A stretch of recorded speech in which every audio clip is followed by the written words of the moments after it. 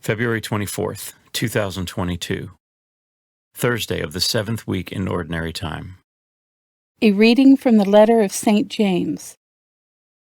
Come now, you rich, weep and wail over your impending miseries.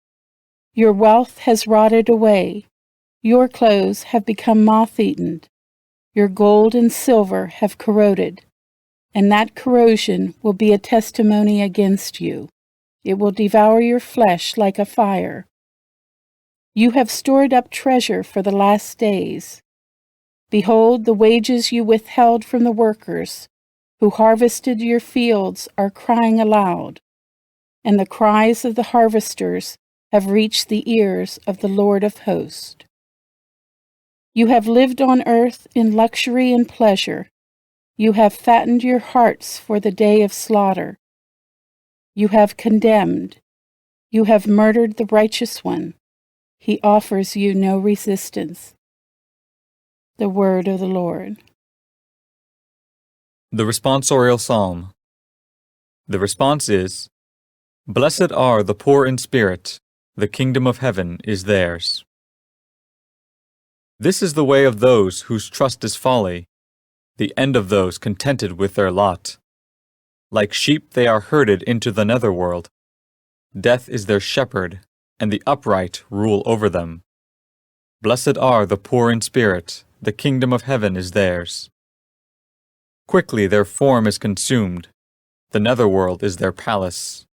But God will redeem me from the power of the netherworld by receiving me. Blessed are the poor in spirit, the kingdom of heaven is theirs. Fear not when a man grows rich, when the wealth of his house becomes great. For when he dies, he shall take none of it. His wealth shall not follow him down. Blessed are the poor in spirit, the kingdom of heaven is theirs. Though in his lifetime he counted himself blessed, they will praise you for doing well for yourself. He shall join the circle of his forebears, who shall never more see light. Blessed are the poor in spirit, the kingdom of heaven is theirs. A reading from the Holy Gospel according to Mark. Jesus said to his disciples, Anyone who gives you a cup of water to drink because you belong to Christ, amen, I say to you, will surely not lose his reward.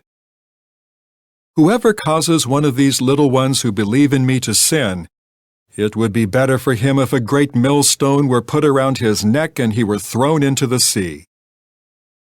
If your hand causes you to sin, cut it off. It is better for you to enter into life maimed than with two hands to go into Gehenna, into the unquenchable fire. And if your foot causes you to sin, cut it off.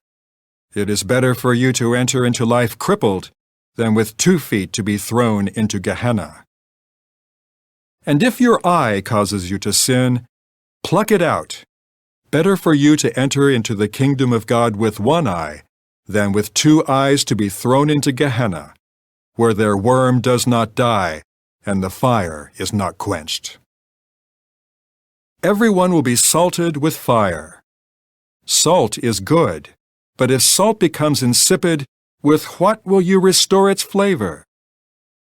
Keep salt in yourselves, and you will have peace with one another. The Gospel of the Lord.